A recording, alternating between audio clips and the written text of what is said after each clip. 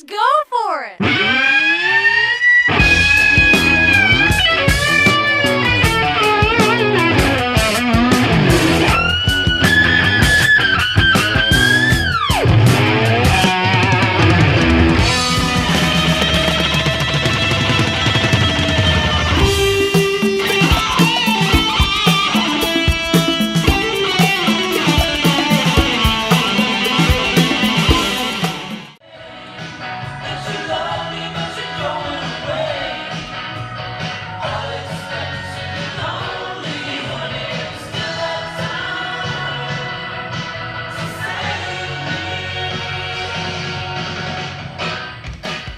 Hey everybody, it's me, your buddy Dave here from the Dark Stuff channel. Thanks a lot for checking out this new video. In this one, I got a lot of different stuff for you today.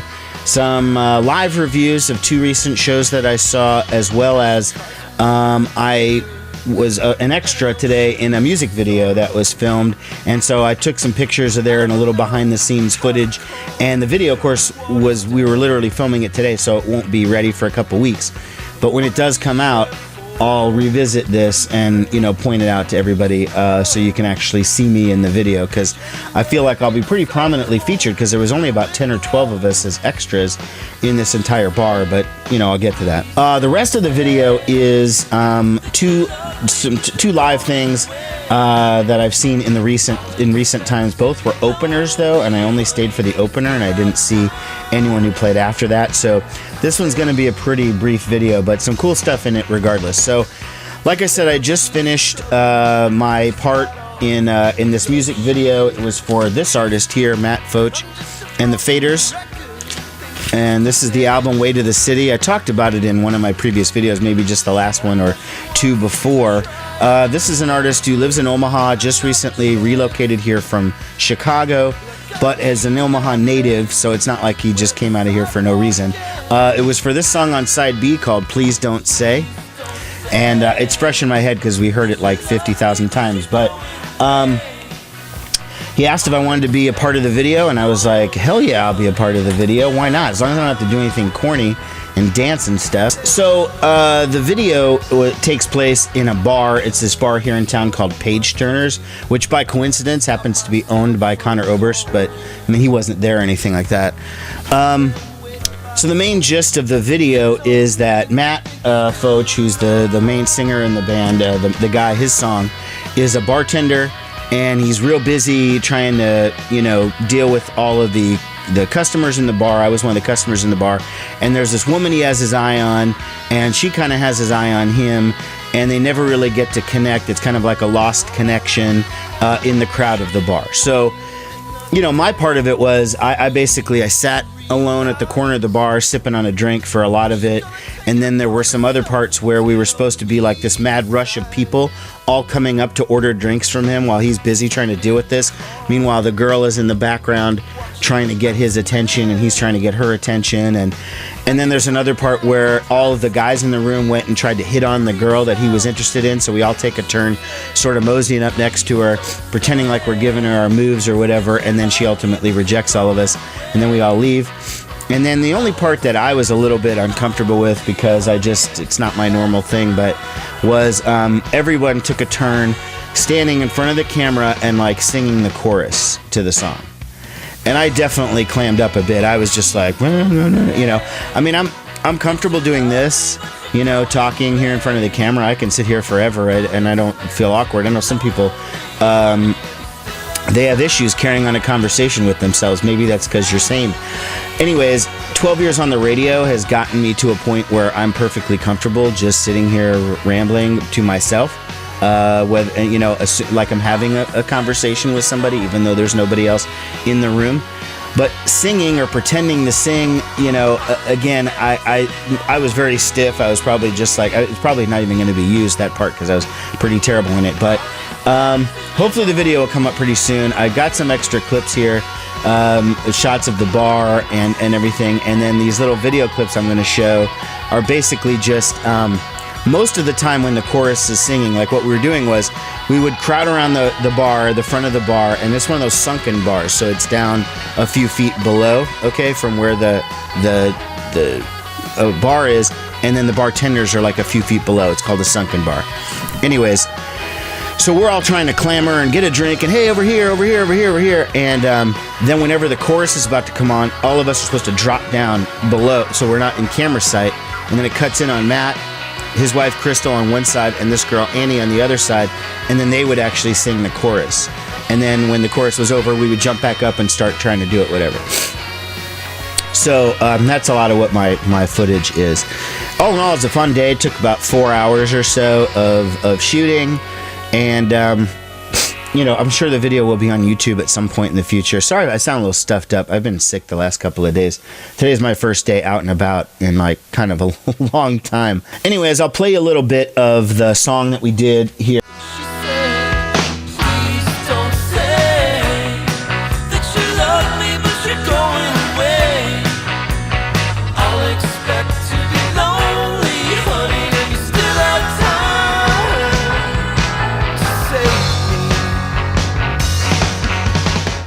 Again, the album is called Weight of the City, Matt Focht and the Faders. You should be able to find it in an independent record store in your town. If you can't, don't worry. It's definitely available on the internet, and this label is called Clearly Records, clearlyrecords.com. And you've got Matt Focht Music, which is Matt, M-A-T-T-F-O-C, I'll put it on the screen, F-O-C-H-T-music.com. I'm sure you can probably buy it from there, too, if you're interested. When you buy the vinyl, it does come with a digital download code if you're interested. Okay, next up is something that happened about a week ago or so. I was actually, strangely enough, hanging out with Matt Focht and his wife Crystal. We decided to stop by this place in town called Reverb, a bar here in town, and found out that David Nance was performing, okay?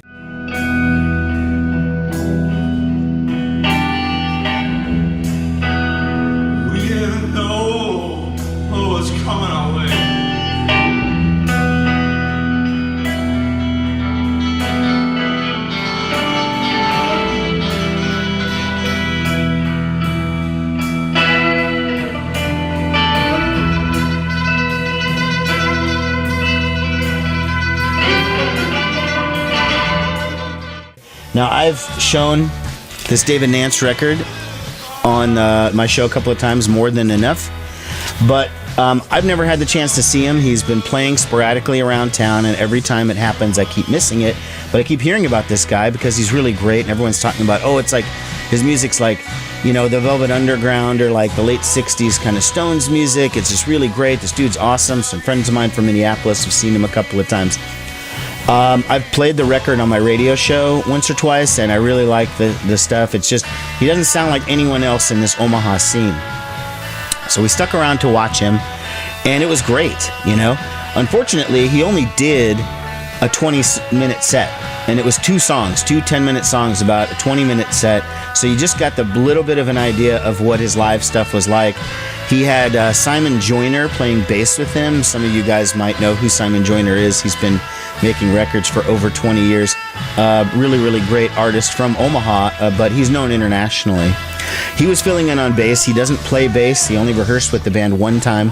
So you could say it was a little bit sloppy, but it was hard to tell. I mean, I thought it sounded fantastic. It's just a very, very different kind of vibe going on with this guy. I mean, I really, really dug it.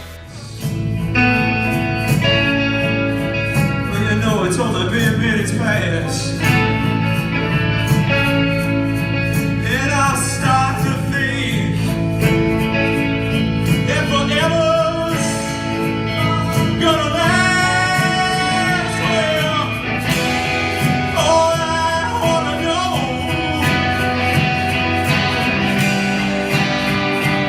is when you're coming home.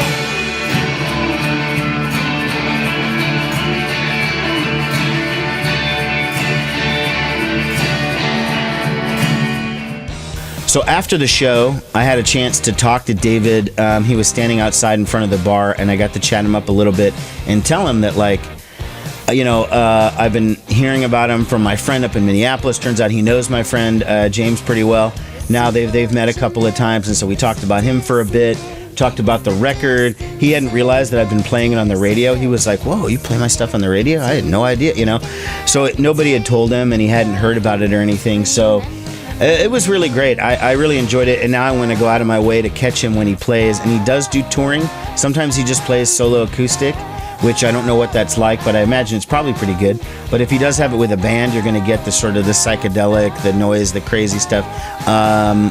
It was good stuff. And again, this record is out on Bada Bing Records, David Nance, More Than Enough. If you're a fan of the Velvet Underground, Dream Syndicate, 60s Rolling Stones, you know, a bunch of stuff like that, I would say give it a shot. He's an Omaha artist again, but he's lived in California, lived in some other places, and that's what's going on with that.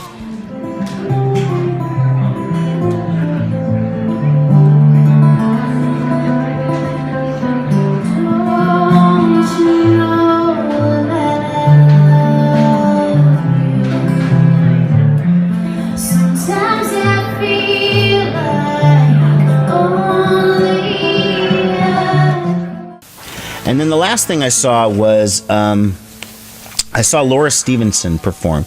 She's a New York City singer-songwriter. I've seen her before in the past.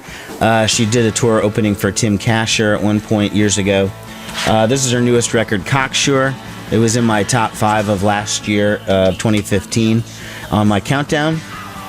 This show happened to be the day after the election, so the U.S. presidential election was on a Tuesday. Her show was the next night, Wednesday. She was opening for this group called Murder by Death. Now, I'm not going to mince words here. I was extremely upset about the results of the election. I still am, as a matter of fact, a couple weeks later. I really haven't adjusted to it yet that the United States, in all its infinite wisdom, elected a reality TV star to be the president of the United States. And not only that, a reality TV star who I believe is extremely bigoted and has absolutely no relevant experience to being president of the United States. Okay, I'm going to move on from that. I was despondent the day after the election, okay? I was up till like 3 in the morning waiting for them to make a call, you know, the night before. I didn't go to work the next day. I just stayed in. I just stared basically at the TV. I was lost, you know? I really didn't know how to handle it.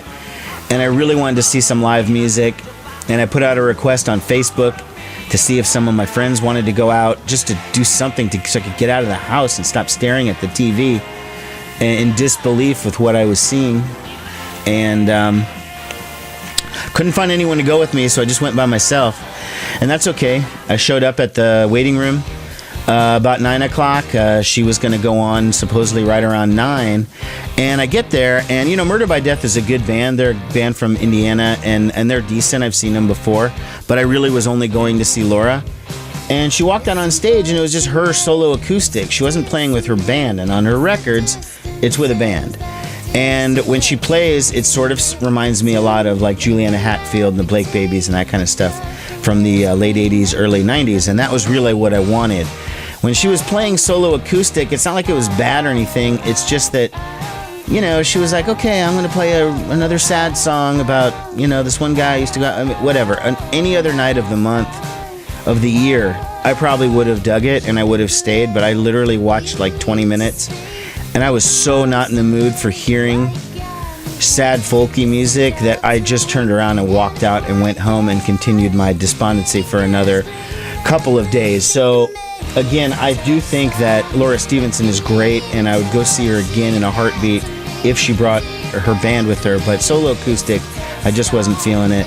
And I wasn't going to stay for Murder by Death because, like I said, I was in a fucking mood, you know? So that's pretty much all I have for you. I'll have another video coming up shortly with some new acquisitions and stuff that I've picked up. And I'm hopefully going to see a show or two this next week. And I'll be able to get to that. And then, of course, it's the countdown. I'll be doing another top 20 best of the year video coming up. That's always a popular one. And I'm looking forward to doing that. I'm just starting to work on my countdown at the moment. All right, everybody. Hope you enjoyed this video. I'll talk to y'all later. Thanks a lot. Bye-bye.